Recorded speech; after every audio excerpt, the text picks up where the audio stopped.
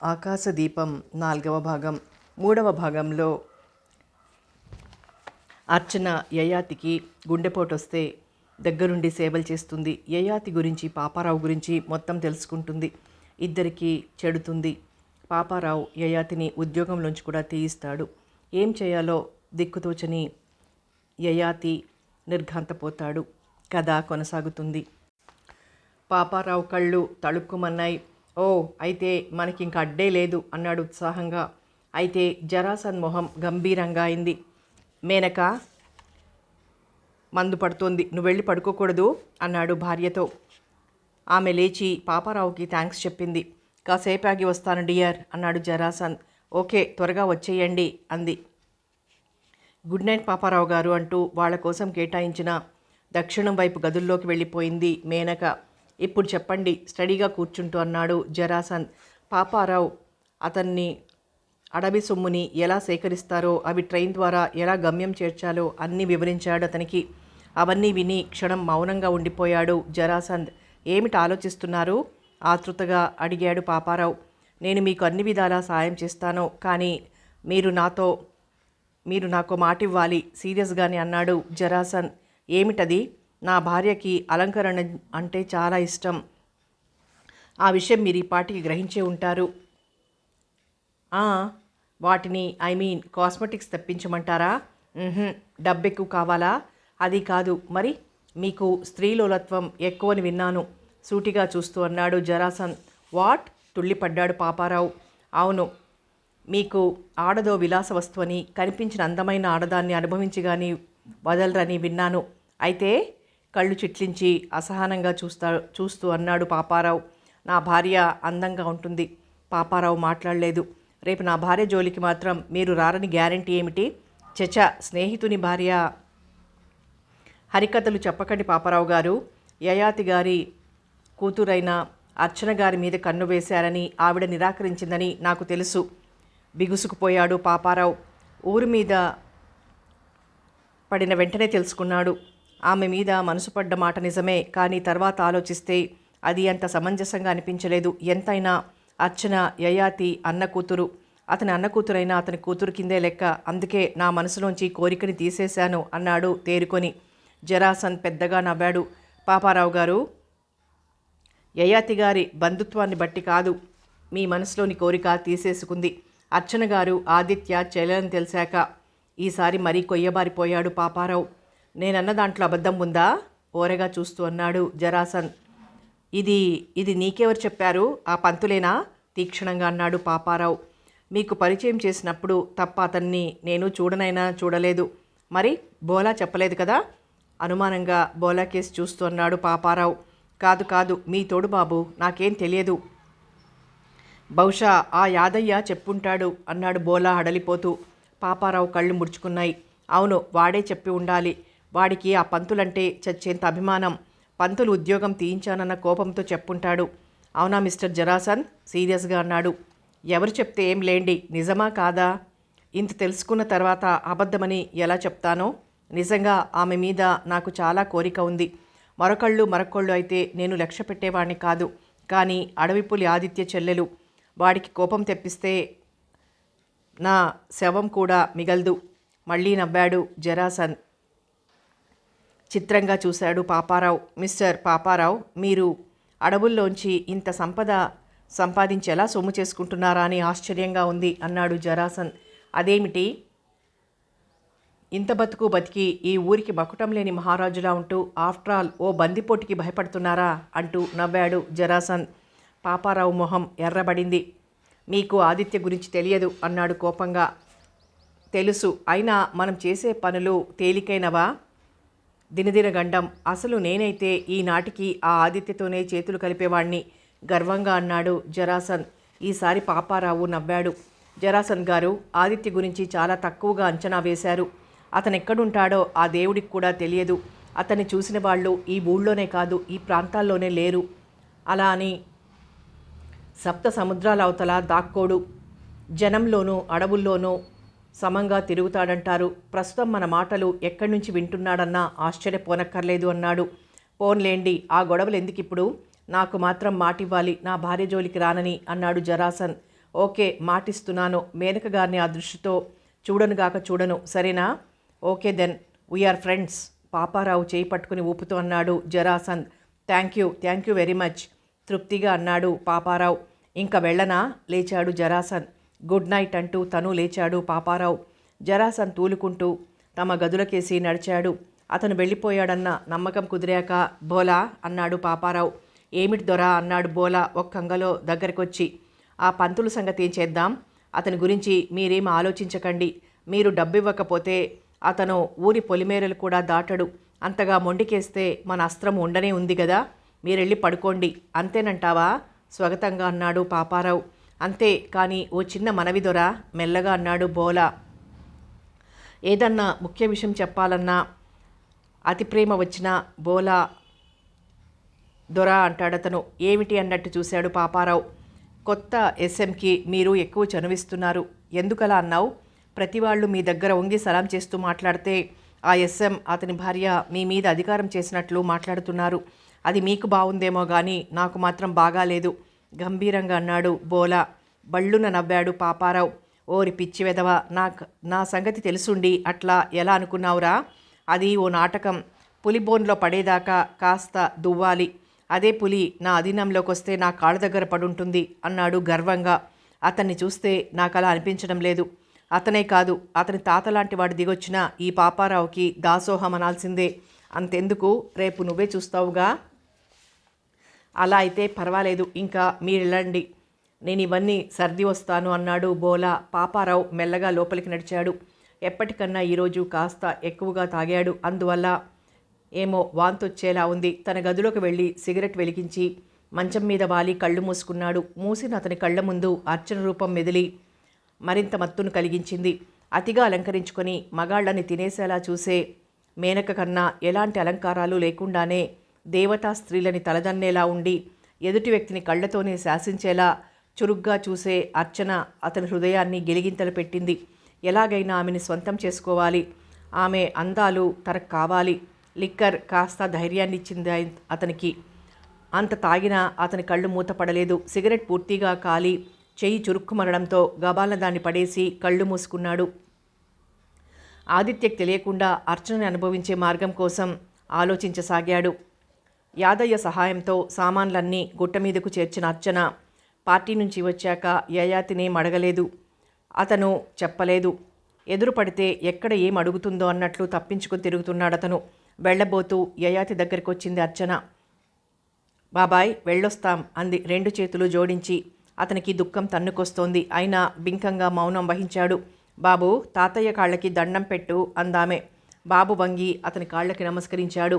ఇంకా ఆగలేక ఆ పసివాణ్ణి పట్టుకుని బావురుమన్నాడు యయాతి. బాబు ఏడుపు మొదలుపెట్టాడు. అర్చనకు కూడా దుఃఖం వచ్చింది కానీ అతి ప్రయత్నం మీద ఆపుకుంది. అర్చన, ఇది నీకు న్యాయంగా ఉందా? పసివాడిలా ఏడుస్తున్నాడతను. ఏం ఉంది బాబాయ్, ఏదో ట్రైన్లో కలిసినట్లు కలిశాం. దిగాల్సిన స్టేషన్ వస్తే దిగిపోతాం. మీకు కావలసిన వాళ్ళంతా మీకున్నారు. మధ్యలో వచ్చిన వాళ్ళం మధ్యలోనే పోతున్నాం, గంభీరంగా అంది అర్చన. మన మధ్య ఉన్న బంధం అంతేనా? అంతేకాక ఇంకేమైనా ఉందా? సూటిగా చూస్తూ అంది అర్చన. నిన్ను నా కూతురు అనుకున్నాను, పక్కున నవ్విందామే. ఎందుకు నవ్వుతావు మీ మాటలకి? అంటే నేను నిజంగా నిన్ను కూతురిగా చూడలేదా? లేదు, మీరు నిజంగా నన్ను మీ స్వంత కూతురులా అనుకుంటే మీ విషయాలన్నీ నాకు చెప్పేవారు. కనీసం నేను అడిగినప్పుడన్నా చెప్పేవారు. నాకు నేనుగా తెలుసుకుని అడిగినా నా దగ్గర ఏదో చెప్పి ఆ పాపారావు దగ్గరికి పరిగెత్తి తూచా తప్పకుండా చెప్తున్నారు. నిజంగా నేనే మీ కడుపున పుట్టిన బిడ్డనే అయితే అలా చేసేవారా? నిలదీసింది అర్చన. యయాతి మొహం పాలిపోయింది. మరుక్షణం కుప్ప కూలిపోయి వలవలా ఏడవసాగాడు. అంతవరకు బింకంగా ఉన్న అర్చన అంతవాడు అలా ఆడదానిలా ఏడుస్తుంటే చూస్తూ ఉండలేకపోయింది. చచ, ఏమిటిది? ముందు లేవండి అంటూ అతన్ని లేవదీసి కళ్ళు తుడిచింది. అర్చన, నన్ను నీతో పాటు తీసుకెళ్ళవు? పసివాడిలా అడిగాడు యయాతి. అలాగే, డాక్టర్ని కన్సల్ట్ చేసి మరి అంతదాకా నువ్వు వెళ్ళకూడదు. అలాగే, కానీ ఓ కండిషన్. ఏమిటి? భయంగా చూశాడు యయాతి. మీకు పాపారావుకి మధ్య ఉన్న సంబంధం మీరంతా నాకు వివరంగా చెప్పాలి, గంభీరంగా అందామె. అర్చన, అవును బాబాయ్, మీరు ఏం దాచకుండా నాతో చెప్తే నిజంగా నేను మిమ్మల్ని కన్న తండ్రిగా చూసుకుంటాను. చెప్తాను, కానీ ఇప్పుడు కాదు. మరి 1 వారం 10 రోజులు నాకు టైం ఇవ్వు. భగవంతుడు సాక్షిగా అన్నీ నీకు చెప్తాను. సరే, మీరు మొహం కడుక్కొని కాసేపు రెస్ట్ తీసుకోండి అందామే. అయితే తాతయ్యని కూడా తీసుకెళ్దామా అమ్మా? చొక్కాతో కళ్ళు తుడుచుకుంటూ అడిగాడు బాబు. ఆ, పరధ్యానంగా అంది తల్లి. వాడి మొహం వెలిగిపోయింది. మా అమ్మ చాలా మంచిది అన్నాడు తల్లి కాళ్లను చుట్టేస్తూ. తృప్తిగా ఊపిరి తీసుకున్నాడు యయాతి. అతని మొహంలో నీలినీడలు మాయమయ్యాయి. అయితే తమ మాటలన్నీ బయట నుంచి బోలా పొంచి వింటున్నాడని యజమానికి చెప్పడానికి ఆగమేఘాల మీద పరిగెత్తాడని పాపం యయాతికి తెలియదు. ఇది నిజమేనా? బోన్లో ఆకలిగొన్న పులిలా పచాలు చేస్తున్న పాపారావు క్షణం ఆగి అడిగాడు. నిజం దొరా, మీరు పంతుల్ని పిలుచుకురమ్మని పంపారా? వెళ్ళాను. తీరా వెళ్ళేసరికి పంతులు బావురుమని ఏడుస్తున్నాడు. అనుమానంగా బయటే ఉండి విన్నాను అంటూ అంతా మరోసారి చెప్పాడు బోలా. పాపారావు మొహం కఠినంగా అయిపోయింది. పంతులు తెలివి మీరిపోయాడు. ఇంకా ఊరుకుంటే లాభం లేదు స్వగతంగా అనుకున్నాడు. అవును, ఇదంతా ఆ అర్చన ప్లాను. అంటే ఎలాగైనా ఆమె మీ గురించి తెలుసుకుందామనుకుంది. మామూలుగా అది సాధ్యం కాదని తెలిసి ఇలా నాటకమాడుతోంది. పంతుల్ని తండ్రిలాంటి వాడని అదని ఇదని పొగిడి ఆకాశానికి ఎత్తేస్తోంది. ఈ పిచ్చి మానవుడు అదంతా నిజమేనని తిన్న ఇంటి వాసాలు లెక్కబెట్టడానికి సిద్ధపడుతున్నాడు. ఇందువల్ల ఆవిడికేమిటి లాభం? ఏదో ఆలోచిస్తూ అన్నాడు పాపారావు. నిజం ఏమిటో గాని నాకు మాత్రం ఓ అనుమానం ఉంది మెల్లగా అన్నాడు భోలా. ఏమిటి? ఎంతైనా ఆమె ఆడది. ఒంటరిగా ఆ గుట్ట మీద దెయ్యాల మధ్య క్రూర మృగాల మధ్య ఉండడం అంటే అంత తేలికైన విషయం కాదు. అందుకే పంతుల్ని కూడా తనతో తీసుకెళ్లాలనుకుంటుందని నా అనుమానం. నా మొహం. క్రూర మృగాలకి దెయ్యాలకి ఈ రోగిష్టివాడు అడ్డమా? తేలిగ్గా అన్నాడతడు. కాకపోవచ్చు, మనిషికి మనిషి తోడు. అదీగాక పంతులు దగ్గర కాస్త డబ్బుంది. నెల నెలా పెన్షన్ డబ్బులొస్తాయి. ఎంత కొండ మీదున్నా తిండి కావాలి కదా. ఆమెకే ఆధారం లేదు. తన మనసులోని అనుమానాలన్నీ చెప్పాడు బోలా. నిజమే అనిపించింది అతనికి కూడా. పంతులు నిజంగానే మన రహస్యాలన్నీ ఆ అర్చనతో చెప్పేస్తాడంటావా అన్నాడు. చెప్తానని ప్రమాణం కూడా చేశాడుగా. అయినా ఆమెకి అన్న అండ ఉందని చెప్పింది కదా. ఇక ఆ ముసలాడి తోడెందుకు? ఆదిత్య ఓ చోట కూర్చుంటాడా? నన్ను అడిగితే ఆమె ఇక్కడున్నట్లు కూడా అతనికి తెలుసుండదు. మనందరినీ బెదిరించడానికి అలా చెప్తోందేమో కూడా. అంతేనంటావా? ఖచ్చితంగా అంతే అని నా ఉద్దేశం. మనకే కాదు, చాలామందికి కూడా చెప్పి పబ్బం గడుపుకుంటోంది. మొన్నటికి మొన్న ఆ డాక్టర్ని బెదిరించి పంతులకి పైసా ఖర్చు పెట్టకుండా బ్రహ్మాండమైన వైద్యం చేయించింది. పులిలాంటి మిమ్మల్ని పిల్లిలా చేసింది. ఇంకా 4 రోజులు పోతే నేనే ఆ ఆదిత్యని అన్న అనొచ్చు. అర్చన మీద తన అక్కసంతా వెళ్ళగక్కాడు బోలా. నిజమే, మనం ఓసారి ఆ ఆదిత్యని చూస్తే. ఎలా చూస్తాం? పాపారావు మాట్లాడలేదు. ఇప్పుడేం చేద్దామనుకుంటున్నారు దొరా అన్నాడు బోలా. అదే ఆలోచిస్తున్నాను. ఏం చేసినా మన విషయాలు ఆ అర్చనకి తెలియకుండా ఉండేలా చూడండి. ఆమెకు తెలిస్తే ఆ ఆదిత్యకి తెలుస్తాయి. ఆదిత్యకి తెలిస్తే తెలియనివ్వను. బోలా మాట పూర్తి కాకుండానే అన్నాడతను. ఎలా? ఆ పంతుల్ని అర్చన దగ్గరికి వెళ్ళనివ్వను. అతను వింటాడా? వినేలా చేస్తాను. నువ్వు పద గంభీరంగా అన్నాడు పాపారావు. ఎక్కడికి? రా చెప్తానంటూ లోనికెళ్ళి 10 నిమిషాల్లో జీప్ దగ్గరికి వచ్చాడు పాపారావు. యజమాని ఏదో పెద్ద ప్లానే వేశాడని గ్రహించిన బోలా, అది అర్చనమ్మ సంగతి. ఆ ఆదిత్యకి తెలిసినా తెలియకపోయినా ఇంక మనకే బాధ లేదు అన్నాడు. ఇద్దరు జీప్లో కూర్చోగానే జీప్ స్టార్ట్ చేశాడు పాపారావు. జీపు ఘాట్ రోడ్ మీద శరవేగంతో పట్నం కేసి పరుగు తీసింది. ఆగమేఘాల మీద వెళ్ళి గవర్నమెంట్ హాస్పిటల్ ముందాగింది. అతన్ని అల్లంత దూరాన్నించి చూస్తూ అక్కడి పరివారమంతా వినయంగా నమస్కరించారు. అందరి నమస్కారాలు హుందాగా అందుకుంటూ బోలాని బయటే ఉండమని తను లోపలికి నడిచాడతను. డాక్టర్ని గురించి ఓ కాంపౌండర్ని అడిగాడు. అతను జవాబు చెప్పే లోపలే డ్యూటీ రూమ్లోంచి బయటికొచ్చాడు డాక్టర్. అతని గొంతు విని బయటికొచ్చి అతన్ని చూసి క్షణం బిత్తరపోయి ఆపై కంగారుగా విష్ చేశాడు. మీతో మాట్లాడాలి గంభీరంగా అన్నాడు పాపారావు. అలాగే అన్నట్టు తలూపాడు డాక్టర్. ఎందుకో అతని మొహం కంగారుగా ఉంది. మీ డ్యూటీ రూమ్లోకి పదండి, కాస్త ప్రైవేట్గా మాట్లాడాలి అన్నాడతను. ఇప్పుడా? నీళ్లు నమిలాడు డాక్టర్. ఏం, మీకేమైనా పనుందా? అది కాదు, నేను ఒక 5 నిమిషాలు చాలు, పదండి. ఏమిటి సంకోచిస్తున్నారు? పాపారావు గొంతులోకి తీక్షణత్వం వచ్చేసింది. ఆహా, ఏం లేదు, అయితే పదండి. తప్పనిసరిగా వెనుదిరిగాడు డాక్టర్. అతని మొహంలో జీవం లేదు. ఇద్దరూ గదిలోకెళ్లారు. గదిలోకెళ్ళాక కాస్త తేరుకున్నాడు డాక్టర్. కూర్చోండి అన్నాడు. పాపారావు కూడా కూర్చున్నాక తను కూర్చుని, చెప్పండి, ఏమిటి? మీ తాలూకు పేషెంట్స్ ఎవరైనా ఉన్నారా? అందుకు మీరు రావాలా? మీ సర్వెంట్ని పంపితే చాలదు? గబగబా మాట్లాడేస్తున్నాడు డాక్టర్. అది కాదు. అతని మాటలకి బ్రేక్ వేశాడు పాపారావు. మరి మా పంతులు మీకు తెలుసుగా? పంతులా? అదేనండి మా యయాతి స్టేషన్ మాస్టర్. మొన్న మీరేగా అతన్ని ట్రీట్ చేసింది. అవునవును, అతనికి నయమైందిగా? పూర్తిగా నయమైనట్టేనా? ఓరగా చూస్తూ అన్నాడు అతను. ఓ, నయమైనట్టే. ఇంకా మనలో మనిషే అనుకోవచ్చు, కాస్త గర్వంగా అన్నాడు డాక్టర్. లేదు, అతను ఇంకా కోలుకోలేదు, గంభీరంగా అన్నాడు అతను. అదేమిటి? బిత్తరపోయాడు డాక్టర్. అవును, అతనికి ఇంకా జబ్బు పూర్తిగా నయం కాలేదు. ఇంకా కొన్నాళ్ళు పూర్తి రెస్ట్ తీసుకోవాలి. వారం వారం డాక్టర్ చేత చెక్ చేయించుకోవాలి. మెట్లు లాంటివి ఎక్కకూడదు. అది కాదండి ఆయన. డాక్టర్ చెప్పింది చెయ్యి. పాపారావు మాటల్లోని సౌమ్యత ఎగిరిపోయింది. ఎలా చేస్తానండి ఆయన? డాక్టర్, నా పేరు చెబితే పులులు కూడా నీళ్లు తాగవు. నేను కాకితో కబురు చేస్తే హాస్పిటల్ మొత్తం తరలి నా ఇంటికి వస్తుంది.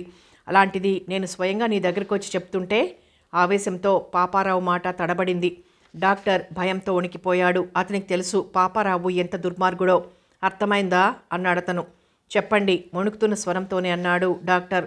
అయితే సరిగ్గా విను. రేపో ఎల్లుండో అర్చన, అదే ఆ యయాతి కూతురు నీ దగ్గరికి వస్తుంది. అతన్ని తనతో పాటు గుట్ట మీదికి తీసుకెళ్తానని, డాక్టర్గా నీ సలహా చెప్పమని అడుగుతుంది. నువ్వు ఇందాక నేను చెప్పినవన్నీ చెప్పి అతను వెళ్లకుండా చెయ్యి. అండర్స్టాండ్? అర్థమైంది. కానీ టేబుల్ మీద కొన్ని నోట్లు పడేసి, ఇంకా కానీ ఏమిటి? చెప్పింది చెయ్యి. ఇదిగో 5,000, ఇంకా కావాలంటే ఇంటికి వచ్చి తీసుకెళ్ళు. పని మాత్రం కావాలి అన్నాడతను. అది కాదు సార్, ఆ అర్చనమ్మ గారు. ఏడుపు మొహం పెట్టాడు డాక్టర్. పాపారావు మొహం మరింత కఠినంగా అయిపోయింది.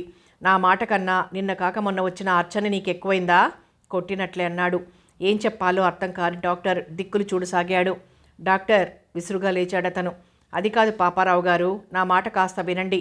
ఆ అర్చన గారు ఏడుపొక్కటే తక్కువగా ఉంది డాక్టర్కి. ఇదిగో డాక్టర్, నువ్వేం చేస్తావో ఎలా చేస్తావో నాకు అనవసరం. ఆ యయాతి మాత్రం గుట్ట మీదకి వెళ్ళకూడదు. వెళ్ళాడో నీకు భూమి మీద నూకలు చెల్లినట్లే. డాక్టర్ 2 చేతులు జోడించాడు. పాపారావు గారు, నేను పిల్లలు గలవాణ్ణి. అందరూ నన్ను ఇలా హింసించడం న్యాయం కాదు. ఆవిడ మటుకు ఆవిడ అన్నగారిని అడ్డం పెట్టుకొని నా చేత గాడిద చాకరీ చేయిస్తోంది. మీరిలా బెదిరిస్తున్నారు. నేనెవరి వైపు మాట్లాడేది? కరవమంటే కప్ప కోపం, విడవమంటే పాము కోపం. దయచేసి నన్ను మీ చదరంగంలోకి లాక్కండి అన్నాడు బాధగా. అతని బాధ అర్థమైంది పాపారావుకి. అదా నీ భయం? ఇంక నువ్వేం భయపడక్కర్లేదు. ఎందుకంటే నువ్వు యయాతిని బతికించావు. అందుకే నువ్వేం చెప్పినా ఆ అర్చన నమ్ముతుంది అనునయంగా అన్నాడు. అయితే అతని మాటలకి డాక్టర్ మొహంలోకి కాంతి రాలేదు. మరింత కంగారు పడిపోతున్నాడు. నోట మాట రావడం లేదు. అతని వాలకానికి చిరాకు కలిగింది పాపారావుకి. ఏమిటయ్యా డాక్టర్, ఓ ఆడదానికంత హడలి చేస్తావు? ఆవిడేమైనా తల తీసి మొలేస్తుందా? అయినా నువ్వేం అపకారం చేశావని రోగిని కదల్చవద్దని చెప్తావు అంతేగా? ఇందుకు ఆమె సంతోషిస్తుందే తప్ప బాధపడదు. నువ్వు భయపడ్డట్లు ఆ ఆదిత్యకేం చెప్పదు. నేనున్నానుగా, నువ్వు అలా చెప్పు. తీసుకోండి డాక్టర్. అతనంతగా చెప్తుంటే ఇంకా భయపడతారెందుకు? శాంతంగా అందో గొంతు. తుళ్ళిపడి చూశారిద్దరు. గుమ్మంలో అర్చన. కొయ్యబారిపోయాడు పాపారావు. డాక్టర్ తలదించుకుని బిక్కుబిక్కుమంటూ నించున్నాడు. మీరా? తేరుకుని తడబడుతూ అడిగాడు పాపారావు. నేనే పాపారావు గారు. బాబాయ్ సంగతి అడుగుదామని వచ్చాను. నేను మాట్లాడుతుండగా మీ మాట వినిపించింది. నన్ను చూస్తే మీరు ఫ్రీగా మాట్లాడుకోలేరేమో అని నేను అవతలికి వెళ్ళాను. తీరా చూస్తే మీరు బాబాయ్ గురించి మాట్లాడడానికే వచ్చారని తెలిసి పక్కగా నించున్నాను. మీ మాటలన్నీ విన్నాను, కానీ లాభం లేదు. మీ మాట పాటించలేరు డాక్టర్ గారు. ఎందుకంటే ఆయన ఆల్రెడీ బాబాయిని నాతో పాటు తీసుకెళ్లమని చెప్పేశారు. తాపీగా అంది అర్చన. అతని మొహం నెత్తురుబొట్టు లేనట్లు పాలిపోయింది. మారు మాట్లాడకుండా గెరుక్కుని తిరిగి బయటికి నడిచాడు. అంతవరకు ప్రతిమలా బిగుసుకుపోయిన డాక్టర్ తేరుకొని టేబుల్ మీదున్న నోట్లను తీసుకుని అతను వెంట పరిగెత్తి అతనికి ఇచ్చేశాడు. ఏమైంది బాబు? ఆదుర్దాగా అడిగాడు బోలా. షటప్! అకారణంగా అరిచాడతను. బిత్తరపోయాడు బోలా. వచ్చేటప్పటికన్నా వేగంగా పరిగెత్తింది జీపు. నోరెత్తడానికి వీల్లేనట్టు బిక్కుబిక్కుమంటూ కూర్చున్నాడు బోలా. అరగంటలో ఇల్లు చేరిన పాపారావు మాట్లాడకుండా జీప్ దిగి పెద్ద పెద్ద అంగలతో లోనికెళ్ళి తన గదిలోకెళ్ళి తలుపులు మూసుకున్నాడు. మినీ బార్లోంచి విస్కీ బాటిల్, ఫ్రిడ్జ్లోంచి సోడా వగైరాలు తీసుకొని టేబుల్ ముందు కూర్చున్నాడు. తాగాడు. మితిమీరి తాగాడు. తనను తాను పూర్తిగా మర్చిపోవడానికి తప్ప తాగాడు. అలా తాగుతూనే కింది కొరిగిపోయాడు. 2 గంటలలా శవంలా పడున్నాడు. బయటున్న బోలా తదితరులు హడలిపోతున్నారు. అయినా తలుపు తట్టడానికి ధైర్యం లేదు. మరో గంట గడిచాక మెల్లగా మెలకు వచ్చింది అతనికి. జరిగింది గుర్తొచ్చింది. గబాల లేచాడు. తల తిరిగి పడబోయి నిలదొక్కున్నాడు. తలుపు తీసి బోలాని పిలిచాడు. అంతవరకు క్షణాలు లెక్కబెడుతూ గడుపుతున్న నౌకర్లు బిలబిల్లాడుతూ ఒక్క చోటికి చేరారు. బోలా ఒక కంగలో యజమాని దగ్గరికి వచ్చాడు. తలుపేయి అన్నాడతను. బోలా అలాగే చేశాడు. ఇద్దరూ చాలాసేపు మాట్లాడుకున్నారు. గంట తర్వాత తలుపులు తీసి బయటకొచ్చారు. ఈసారి పాపారావు మొహం కాస్త తేనుకుంది. రాత్రి 12 గంటలైంది. ఊరంతా గాఢ నిద్రలో ఉంది. ఎముకలు కొరికే చలిగాలి రెవ్వున వీస్తోంది. అలాంటి సమయంలో పాపారావు మెల్లగా తలుపులు తీసుకుని బయటకొచ్చాడు. అతని చేతిలో టార్చ్ ఉంది. వెన్నెల పిండారబోసినట్లుంది. కప్పుకున్న శాలువాను తీసి తలమీదుగా మరింత జాగ్రత్తగా కప్పుకొని ఓసారి ఆకాశం కేసి చూశాడు. మహావృక్షాల మధ్య నుంచి చంద్రుడు దోబూచులాడుతున్నట్లు కనిపిస్తున్నాడు. వెన్నెల ఆకుల మధ్య నుంచి నేల మీద పడి వింత అందాల్ని విరజిమ్ముతోంది. ఓసారి పరిసరాల్ని పరికించి పెద్ద పెద్ద అంకెలతో గేటు కేసి నడిచాడు. గేటు చప్పుడు కాకుండా తీసి బయటకొచ్చి మళ్లీ వేసి ఓసారి గుట్ట కేసి చూశాడు. వెన్నెల్లో గుట్ట మీద ఇల్లు స్పష్టంగా కనిపించకపోయినా ఇంటి ముందున్న ఆకాశదీపం మాత్రం గాలికి ఊగుతూ చక్కగా కనిపిస్తోంది. క్షణం అతని ఒళ్ళు అదోలా జలధరించింది. అతని అడవి ఆవరణలోనే ఉన్న పక్షులు అడుగుల చప్పుడుకి తుళ్ళిపడి లేచి చకచకా నడిచే అతని కేసి వింతగా చూస్తూ చెట్ల గుబురుల్లో మరింత ఒదిగి కూర్చున్నాయి. చకచకా నడుస్తున్న అతని తల మీదుగా ఓ తీతువు భయంకరంగా అరుస్తూ ఎగిరిపోయింది. ఎప్పుడూ లేంది తుళ్ళిపడ్డాడతను. మళ్ళీ తన భయానికి తనంతానే నిందించుకుంటూ నడక వేగం పెంచి రాజాగారి భవంతికేసి నడవసాగాడు. మరి కాసేపటికల్లా భవంతి చేరుకున్నాడు. అంతటా నిర్మానుష్యంగానూ నిశ్శబ్దంగానూ ఉంది. గేటు ముందు ఆగి ఓసారి పరిసరాలు పరికించాడు. గేటుకి తాటికాయంత తాళం వేలాడుతోంది. జేబులోంచి కీ తీసి తాళం తీసి గొళ్ళానికి తగిలించి మెల్లగా గేటు నెట్టాడు. అది కిర్రుమంటూ చప్పుడు చేస్తూ తెరుచుకుంది. అతను లోపలికెళ్ళి మళ్ళీ గేటు మూసి తాళం వేసి కీ జేబులో దాచేసుకొని ఓ పక్కగా ఉన్న మర్రి వృక్షం దగ్గరికి వెళ్ళాడు. ఒంగుని మొదట్లో టార్చ్ సహాయంతో చూశాడు. అక్కడో స్విచ్ లాంటిది ఆకుల అడుగున దాక్కున్నట్లుంది. ఆ స్విచ్ని 3 సార్లు నొక్కి మళ్ళీ యువతలగా వచ్చాడు. వీధి గేటుకి మెయిన్ బిల్డింగ్కి మధ్య చాలా దూరం ఉంది. మళ్ళీ ఓసారి పరిసరాలు పరికించి గబగబా మెయిన్ బిల్డింగ్ కేసి నడిచాడు. చుట్టూ బ్రహ్మాండమైన వృక్షాలుండడం వల్ల కీచురాళ్ళు ఘోరంగా అరుస్తున్నాయి. అదంతా తనకి అలవాటే అన్నట్లు బిల్డింగ్ వరండాలోకి వచ్చి మెల్లగా తలుపు తట్టాడు. వెంటనే తలుపులు తెరుచుకున్నాయి. అతను లోనికెళ్ళగానే తిరిగి మూసుకుపోయాయి. గంట తర్వాత అతను మళ్ళీ తలుపులు తెరుచుకొని బయటికొచ్చాడు. అంతవరకు ఆందోళనగా ఉన్నట్టున్న అతని మొహం కాస్త తేరుకున్నట్లుంది. అతను వరండా మెట్లు దిగ్గానే ఇంటి తలుపులు మూసుకుపోయాయి. ఓసారి మూసి ఉన్న తలుపుల కేసి చూసి చకచక మళ్ళీ గేటు దగ్గరికి వచ్చి గేటు తీసుకుని బయటకొచ్చి ఎప్పట్లా గేటుకు తాళం వేసేసి కీ జేబులో వేసుకొని వడివడిగా నడుస్తూ తన ఇంటి ఆవరణ దగ్గరికి వచ్చాడు. తనెలా ఉంచాడో అలాగే ఉంది తలుపు. లోనికెళ్ళి తలుపు గడియ వేసేసి తన గదిలోకి వెళ్ళి మంచం మీద వాలిపోయాడు. అతని మనసంతా తేలిగ్గా ఉంది. తృప్తిగా కళ్ళు మూసుకున్నాడు. మూసుకున్న అతని కళ్ళల్లోకి అందమైన అర్చన రూపం వచ్చి నిలిచింది. ఒళ్ళు అదోలా పులకించింది. ఏ తాగుడు ఇవ్వనంత మత్తు కలిగించిందామె తలంపు. అలాగే నిద్రలోకి జారిపోయాడు. నిద్రలో కూడా అర్చనే, మామూలుగా కాదు. శోకదేవతల వలవల ఏడుస్తూ కనిపించింది. అతడు ఓదార్చాడు. ఆమె ఏడవటం ఆపలేదు. అతను గిలగిల్లాడిపోయాడు. అనాలోచితంగా ఆమె నక్కున చేర్చుకుని నీకు నేనున్నాను, నేను జీవితాంతం పువ్వుల్లో పెట్టి చూసుకుంటాను అన్నాడు. అంతే, అతని చెంప చెళ్ళుమంది. అర్చన కలకత్తా ఖాళీ అయింది. తుళ్ళిపడి లేచి కూర్చున్నాడు. అది కళాని గ్రహించినా అతని గుండె ఇంకా వేగంగానే కొట్టుకుంటోంది. మెల్లగా లేచి గ్లాస్ నీళ్లు తాగి మళ్ళీ పడుకున్నాడు. ఆ రోజు మధ్యాహ్నం 12 గంటలకి అర్చనతో పాటు యయాతి కూడా గుట్ట మీదకి వెళ్ళబోతున్నాడన్న వార్త అందరికీ తెలిసిపోయింది. తలో రకంగా అనుకున్నారు. తను పిల్లలకు కాస్త అక్షరం ముక్కలు అంటుతాయని ఆనందించిన తల్లిదండ్రులు అర్చన వెళ్తున్నందుకు చాలా బాధపడ్డారు. పిల్లలు కూడా మేము గుట్ట మీదకి వెళ్ళి చదువుకుంటామని గొడవ చేశారు. ఎలాగో గుట్టకేసి కొంతవరకు గొడ్లను మేపటానికి, గొర్రెలు కాయటానికో, అదీగాక తేనెల్లాంటివి తేవడానికో వెళ్తూనే ఉంటారు పిల్లలు. మరి కాస్త దూరం వెళ్తే గుట్ట మీదకి వెళ్తారు, 4 అక్షరం ముక్కలు నేర్చుకుంటారు అనుకున్న తల్లిదండ్రులంతా కలిసి అర్చన దగ్గరికి వచ్చారు. తమ మనసులోని మాట చెప్పారు. వాళ్ల మాటలకు పొంగిపోయింది అర్చన. అయితే వాళ్ళకి ఎక్కువ ఆశ కలిగించలేదు. నేనెన్నాళ్ళు ఇక్కడుంటానో నాకే తెలియదు. ఎన్నాళ్ళు చదువు చెప్తానో చెప్పలేను. నా దగ్గరకు మీరు మీ పిల్లల్ని పంపుతానన్నా ఆ పాపారావు గారు లాంటి వాళ్ళు అడ్డగించవచ్చు. అందుకే ఈ ఊరికి ఓ స్కూల్ వచ్చేలా చూద్దాం అంది. అవును అర్చనమ్మ, అలా చెయ్యండి. ఒక్క మాట మీ అన్నయ్య గారితో చెప్తే నసిగాడు యాదయ్య. అలాగే మీకు స్కూల్ వచ్చేలా నేను చూస్తాను అభయం ఇచ్చిందామే. అందరి మొహాలు కళకళలాడాయి. అంతవరకు మా పిల్లలకి మీరు చెప్పండా చదువు అన్నారు. అలా చేద్దాం అర్చన, నేను ఖాళీగానే ఉంటానుగా, ఊరికే ఉండాలంటే నాకు విసుగ్గానే ఉంటుంది అన్నాడు యయాతి. అలాగే అందామే. ఇంట్లోని సామానంతా ఉదయమే వెళ్ళిపోయింది గుట్ట మీదికి. ఇంటికి తాళం వేసి, బాబాయ్ మీరు యాదయ్యతో కలిసి మెల్లగా వెళ్తూ ఉండండి, నేను ఈ తాళాలు పాపారావు గారికి ఇచ్చొస్తాను అంది. ఒక్కదానివినా, కాస్త కంగారుగా అన్నాడు యయాతి. పర్వాలేదు నవ్విందామె. పదండి బాబు అన్నాడు యాదయ్య అతని చెయ్యి పుట్టుకుని. మేం కూడా వస్తాం టీచర్, పిల్లలంతా ఒకే కంఠంతో అన్నారు. మీరా? అవునమ్మా, ఓసారి మీతో పాటు వచ్చి పాలు పొంగించేదాకా ఉండి మళ్ళీ వచ్చేస్తాం అన్నారు పెద్దలు కూడా. ఆమె కళ్ళు చెమర్చాయి. అలాగే మీరు మెల్లగా నడుస్తూ ఉండండి అనేసి పాపారావు ఇంటికేసి నడిచింది. ఆమెని అల్లంత దూరాన్నించి చూసిన బోలా ఏదో పులిని చూసినట్లు పరిగెత్తికెళ్ళి యజమానితో చెప్పాడు. అతను కూడా కంగారుగా ఎదురొచ్చాడు. గుడ్ మార్నింగ్ పాపారావు గారు, చిన్నగా నవ్వుతూ అంది అర్చన. వెరీ గుడ్ మార్నింగ్, రండి రండి ఆప్యాయంగా ఆహ్వానించాడతను. ఆమె లోనికెళ్ళింది. కూర్చోండి అన్నాడతను. సార్, బాబాయ్ వాళ్ళు వెళ్తున్నారు, నేను మీకు మీ ఇంటి తాళాలు ఇవ్వడానికి వచ్చాను అందామె కీస్ చూపిస్తూ. మౌనంగా అందుకున్నాడతను. మరి నేను వెళ్ళిరానా? కాస్త కాఫీ? థ్యాంక్స్, కానీ ఇప్పుడేమొద్దు. అతనికి గుబులుగా ఉంది. ఆమె తనని హేట్ చేస్తున్నా ఆమె మీద కోపం రావడం లేదతనికి. రోజుకోసారైనా చూడాలనిపించేది. అందుకే ఏదో వంకన ఆమెను చూస్తుండేవాడు. ఏ నాటికైనా ఆమెని పొందుతానన్న నమ్మకం అతనికి బాగా ఉంది.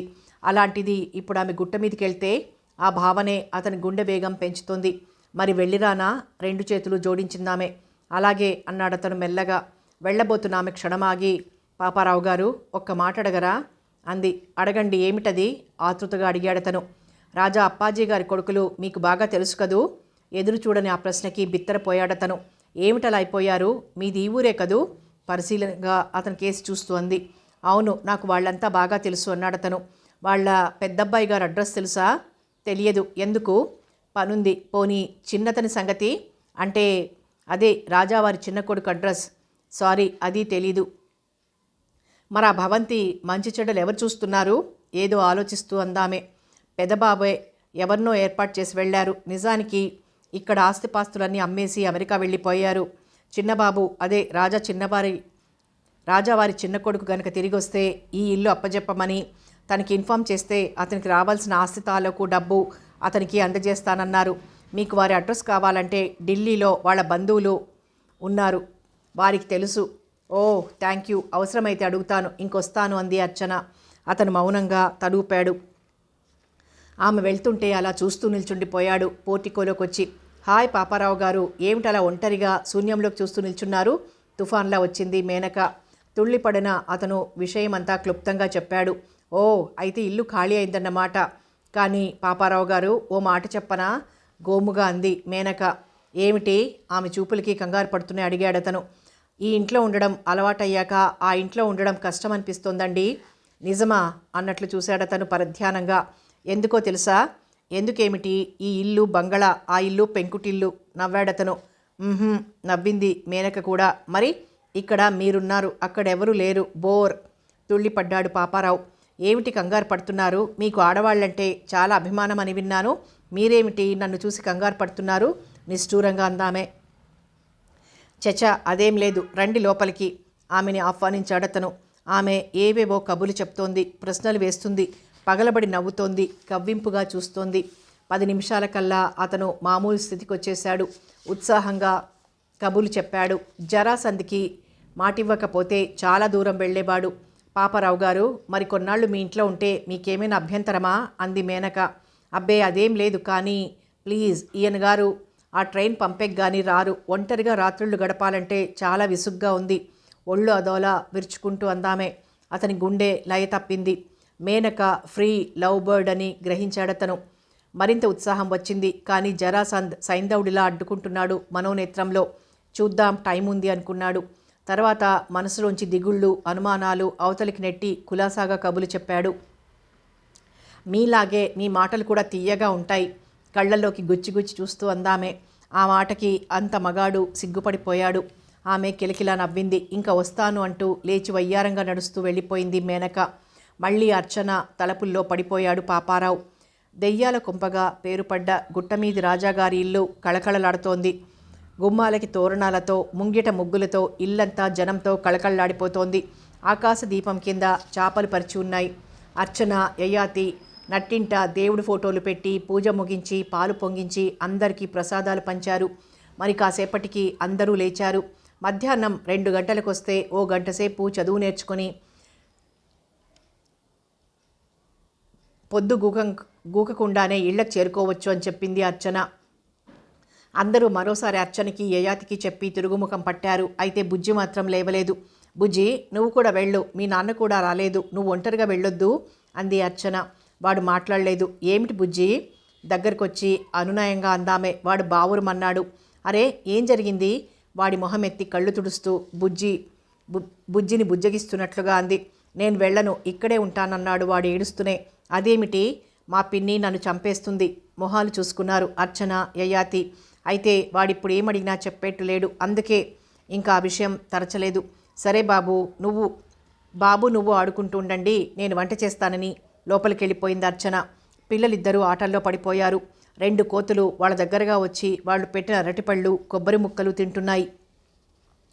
ఆ రాత్రి హాయిగా నిద్రపోయారంతా. పూర్తిగా తెల్లబారకుండానే వలవల ఏడుస్తూ వచ్చి పడింది కొండమ్మ. ఆవిడ గొంతు విన్న బుజ్జి తుళ్ళిపడి లేచి మళ్ళీ కళ్ళు గట్టిగా మూసుకున్నాడు. రా కొండమ్మ. కాఫీ తాగుతున్న యయాతి బయటకొచ్చి ఆమెను ఆహ్వానించాడు. హఠాత్తుగా ఆమె అతని కాళ్ల మీద పడిపోయింది. అనుకోని ఈ సంఘటనకి బిత్తరపోయాడతను. బాబుగారు, నన్ను క్షమించండి అంది కొండమ్మ. అతను తేరుకొని ఆమెను లేవదీసి కూర్చోపెట్టి అనునయంగా విషయం అడిగాడు.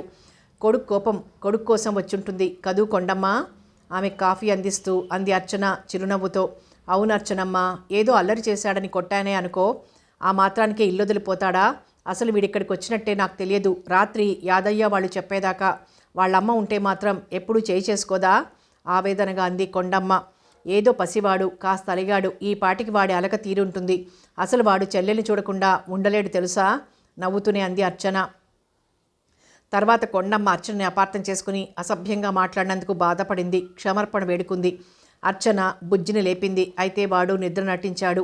అది గ్రహించి మనసులోనే నవ్వుకుంటూ కొండమ్మ దగ్గరికి వచ్చి, వాడింకా నిద్ర లేవలేదు, నేనెలాగో నచ్చజెప్పి పంపిస్తానులే, నువ్వు వెళ్ళు అంది. కొండమ్మ లేచింది. అన్నట్లు ఈ గొడవల్లో మర్చిపోయాను. చూడండి అర్చనమ్మ, ఇది తేనె, బాబుగారికి చాలా మంచిది. ఇది మామూలు తేనె, ఎవరైనా తాగొచ్చు, చాలా బాగుంటుందని ఓ చిన్న సీసా, ఓ పెద్ద సీసా అందించింది. థ్యాంక్స్ అంది అర్చన. ఇవన్నీ ఎందుకు కొండమ్మా? మొహమాటంగా అన్నాడు యయాతి. ఏముంది బాబు, మేమివ్వగలిగింది ఇదేగా. ఇదిగో ఈ చిన్న సీసాలోని తేనె చాలా మంచిది, మీకు మళ్ళీ దొరికినప్పుడు పంపుతానంటూ వెళ్ళిపోయింది కొండమ్మ. ఎంతైనా కొండమ్మ కూడా ఆడదే. కొడుకు ఇంటికి రాలేదని హడలిపోయింది అనుకుంది అర్చన.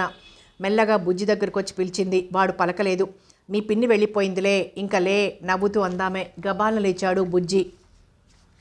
మొహం కడుక్కొని లోపలికొస్తున్న బాబు అమ్మా అంటూ కంగారుగా అరిచాడు.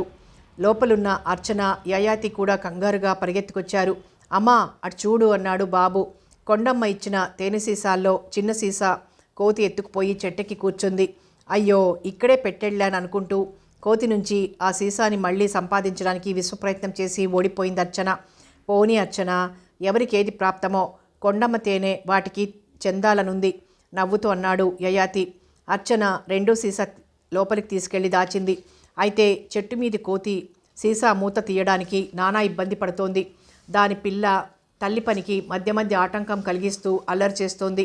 ఇదంతా వింతగా చూస్తున్నారు పిల్లలిద్దరూ. చాలాసేపు తర్వాత మొత్తానికి ఎలాగైతేనే మూత తీసింది తల్లి కోతి. పిల్ల కోతి నోరు తెరిచింది, అదేదో తినే వస్తున్నట్లు. తల్లి కోతి ఓసారి సీసా వాసన చూసి రవంత నాకి చూసింది.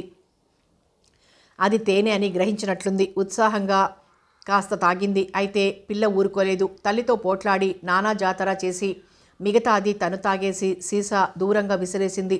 పిల్లలిద్దరూ ఆనందంగా చప్పట్లు కొట్టారు. అయితే వాళ్ళ ఆనందం ఎక్కువసేపు నిలవలేదు.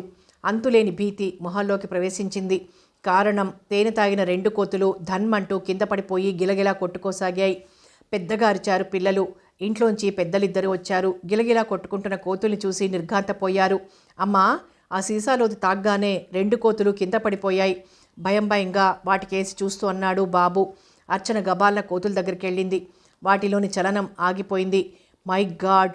అప్రయత్నంగా గుండెల మీదికి చేతులెళ్ళాయి ఆమెకి. యయాతి మొహం వెలవెలపోయింది. అర్చన, ఆ తేనె? అవును బాబాయ్, ఆ తేనెలో విషం ఉంది. మిమ్మల్ని చంపడానికి కావచ్చు, తడారిపోతున్న గొంతుకతో అంది అర్చన. అవును, ఇదంతా ఆ పాపారావు ప్లానే. వాడి రహస్యాలన్నీ నీకు చెప్తానని కొండమ్మ ద్వారా చంపాలనుకున్నాడు. అతని మొహంలో ప్రాణభీతి ప్రవేశించింది. ఏమనుకుందో అర్చన ఆ 2వ తేనె సీసా కూడా తెచ్చి మట్టిలో పోసేసింది.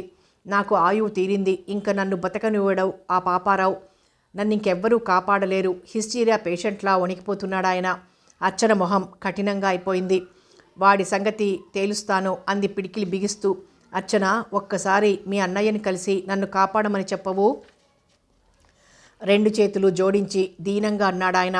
అలాగే, మీరు నిర్భయంగా ఉండండి. నేను అన్నయ్యతో ఈ రాత్రికే మాట్లాడతాను అందామే. ఆ రోజంతా బిక్కుబిక్కుమంటూ గడిపాడు యయాతి. కాస్త చక్కగా ఉన్న కోనేట్లోంచి నీళ్ల కోసం వెళ్ళిన అర్చన గంట తర్వాత ఉత్సాహంగా తిరిగొచ్చింది. బాబాయ్, మీకింక భయం లేదు అంది. అంటే? అన్నయ్య కనిపించాడు. తుళ్ళిపడ్డాడాయన. ఎక్కడా? కోనేటి దగ్గర. నేనిక్కడికి వస్తున్నానని తనకు తెలుసట. అందుకే నీళ్ల కోసం అక్కడికి వస్తాను కదా అని అక్కడ నా కోసం ఎదురు చూస్తూ ఉన్నట్ట. కానీ చాలా చిక్కిపోయాడు. దిగులుగా అంది అర్చన. నా సంగతి చెప్పావా? ఆదుర్దాగా అడిగాడతను. ఆ పాపారావు అంతూ తేలుస్తానన్నాడు. మీరు నిశ్చింతగా ఉండండి అంటూ నీళ్ల బిందెతో లోపలికి నడిచింది ఆమె. యయాతి మొహంలోకి జీవం వచ్చింది. రాత్రి 12 గంటలు దాటి అరగంట అయింది. గుట్ట మీద పశుపక్షాదులతో పాటు గుట్ట మీద ఇంట్లోని మనుషులు కూడా గాఢ నిద్రలో ఉన్నారు. వెన్నెల మాత్రం గుడ్డిగా కాస్తోంది. పరిసరాలన్నీ భయంకర నిశ్శబ్దం ఆవరించి ఉన్నాయి.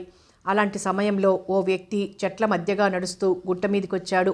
ఓసారి తలెత్తి ఆకాశ దీపం కేసి చూశాడు. అది వెలుగుతూనే ఉంది. క్షణం ఏదో ఆలోచించి వరండాలోకొచ్చి కిటికీలోంచి తొంగి చూశాడు. ఓ మూలగా లాంతరు వెలుగుతోంది. చాపల మీద అర్చన, పిల్లలిద్దరూ పడుకున్నారు. అతను మరో గదిలోకి తొంగి చూశాడు. అక్కడ యయాతి నిద్రపోతున్నాడు. ఆ వ్యక్తి ఓ క్షణం ఆలోచించి మెల్లగా తలుపు తట్టాడు. తుళ్ళిపడి కళ్ళు తెరిచాడు యయాతి. అతని గుండె వేగంగా కొట్టుకుంది. ఎవరు? అన్నాడు మెల్లగా. తలుపు తీయండి అంతకన్నా మెల్లగా అన్నాడా వ్యక్తి. ఎవరు మీరు? అడవి ఆదిత్య. ఏమిటి? గబాల లేచాడు యయాతి. అవును, మా చెల్లాయి నిద్రపోతోంది. ఉండండి, లేపుతాను. వెళ్ళబోయాడు యయాతి. ముందు తలుపు తీయండి, అవతల శత్రువులు నా కోసం వస్తున్నారు. అతని గొంతులో ఆదుర్దా స్పష్టంగా కనిపిస్తోంది. క్షణం తటపటాయించినా మళ్ళీ ఏమనుకున్నాడో తలుపు తీశాడు యయాతి. అంతే, పిడుగులా మీడ్దపడ్డాడా వ్యక్తి. అరవబోతున్న యయాతి నోరు నొక్కేశాడు. ఆయన మెడని మోచేతుల మధ్య ఉంచి నొక్కేశాడు. ప్రాణభీతితో కొన్ని క్షణాలు పోరాడినా బలిష్ఠుడైన ఆ వ్యక్తి చేతిలో తుది శ్వాస విడిచాడు యయాతి. ఆ వ్యక్తి యయాతి చనిపోయాడన్న నమ్మకం కుదిరాక అతన్ని యథాప్రకారంగా పడుకోబెట్టి ఎలా వచ్చాడో అలాగే వెళ్ళిపోయాడు. ప్రకృతి అమాయకంగా నిద్రపోతూనే ఉంది. స్టేషన్ మాస్టర్ యయాతి చచ్చిపోయాడన్న వార్త క్షణాల మీద తెలిసిపోయింది శివపురం జనానికి.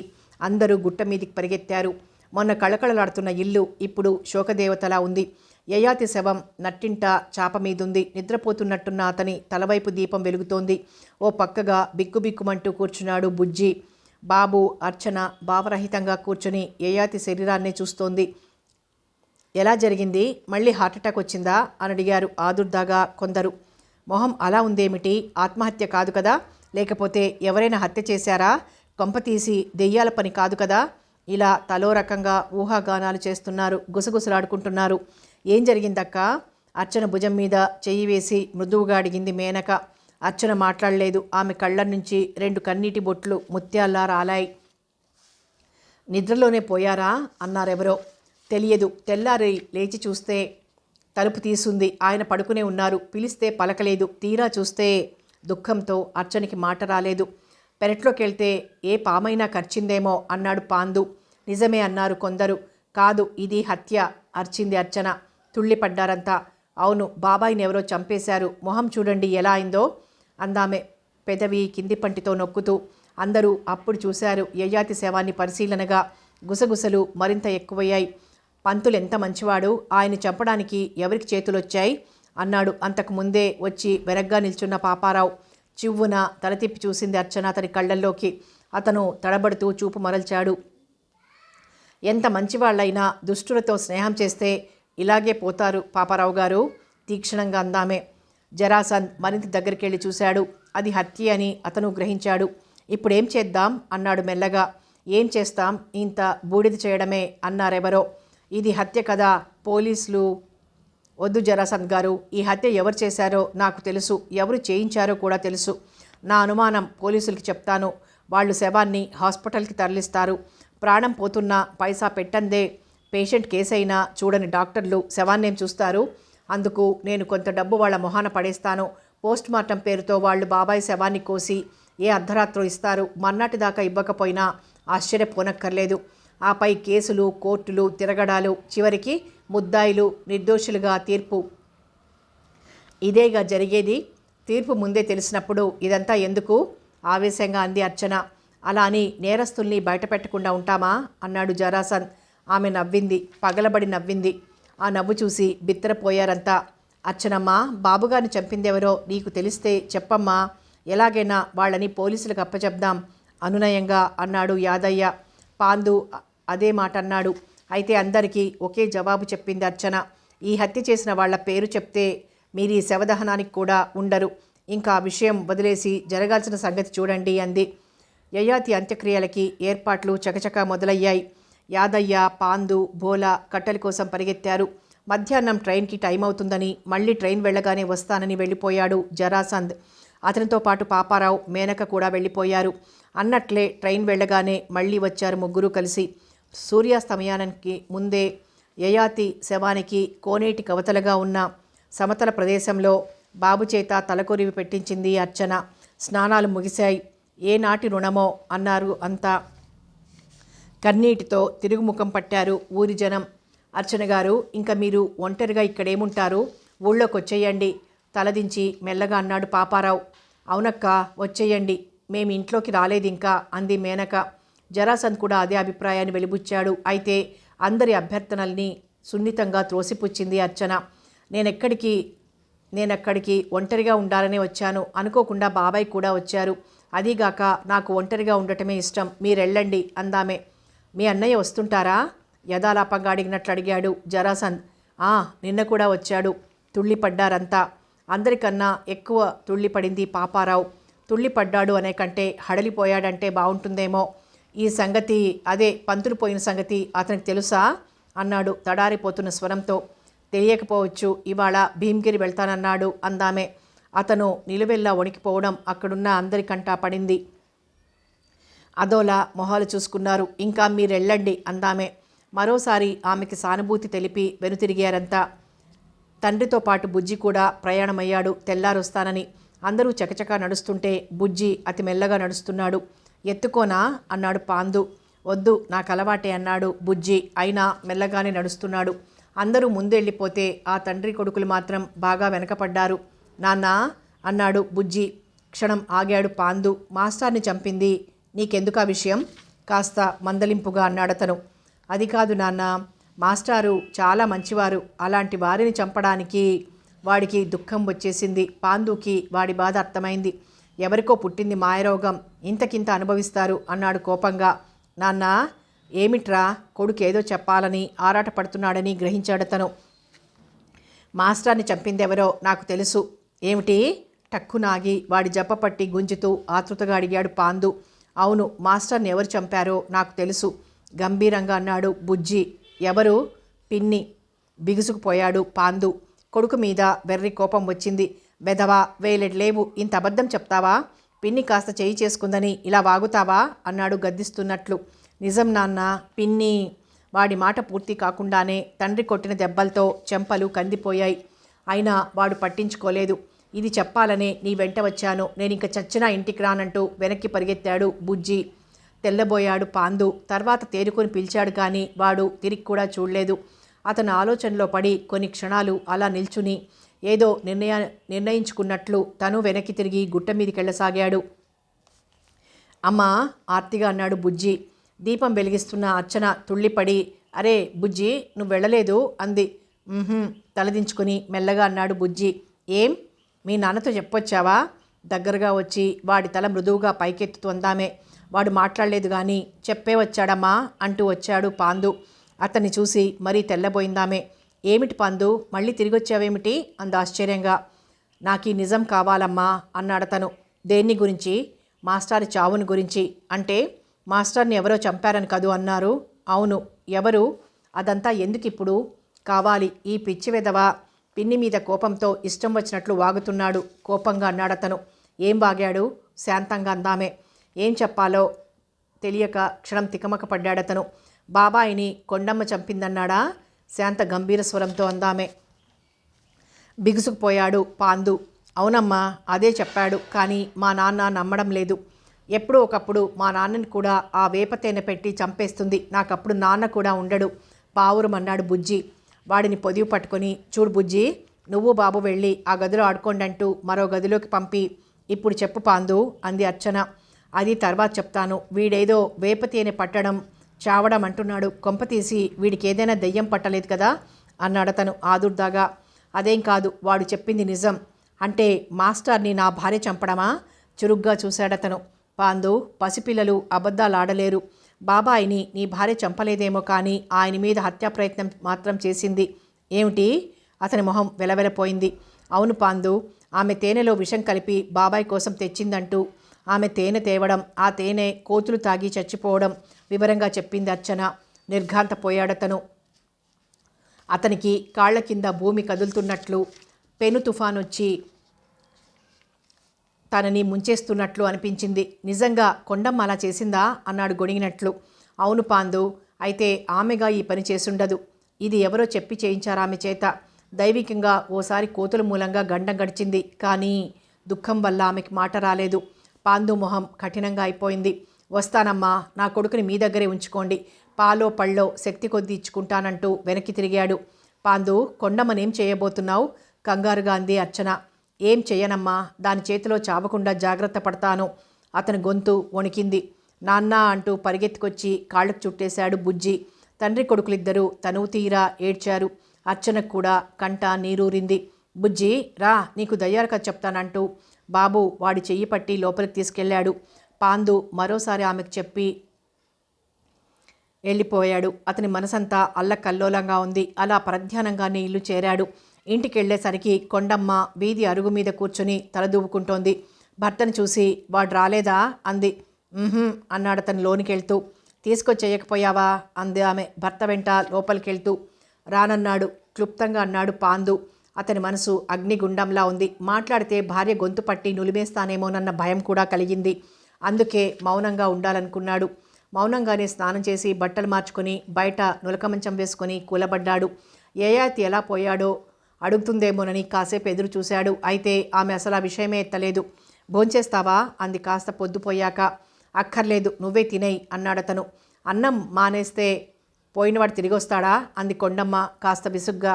అతను మాట్లాడలేదు. ఏమిటి అలా ఉన్నావు? పంతులు గారు పోయాడనేగా అంది మళ్ళీ. కాదు అన్నట్లు తల తిప్పాడతను. మరి ఆయన చావు గురించి తుళ్ళిపడింది కొండమ్మ. అదేమిటి అంది తేరుకొని. పంతులు గారి చావు మామూలు చావు కాదు. అంటే ఆయన ఎవరో చంపేశారు. కొండమ్మ ఒళ్ళంతా చిరుచెమటలు పట్టింది. ఆమె కేసి పరిశీలనగా చూశాడతను.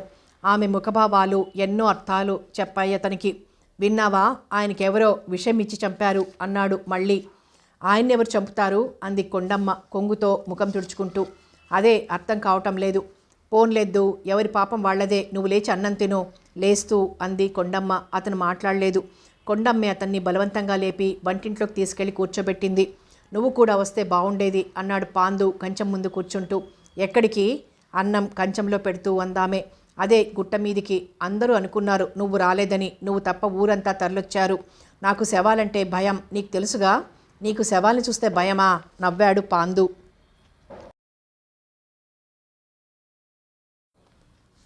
అతని నవ్వుకి వెన్నులోంచి వణుకొచ్చింది కొండమ్మకి. భర్త కొత్తగా కనిపిస్తున్నాడు ఆమె కళ్ళకి. ఏంటయ్యా కొత్తగా చూస్తున్నావు అంది. ఏం లేదు అన్నంలో నీళ్లు పోసి వెళ్ళిపోయాడు పాండు. తెల్లబోయింది కొండమ్మ. ఆమెకేదో అనుమానం వచ్చింది. మొహం తెల్లగా పాలిపోయింది. నిలువెల్లా వణుకొచ్చింది. అదేం గమనించినట్టు మంచం మీదకెళ్ళి పడుకొని కళ్ళు మూసుకున్నాడు. అతన్ని పలకరించడానికి ధైర్యం చాలని కొండమ్మ గుమ్మంలోనే కూలబడింది. కథ కొనసాగుతుంది.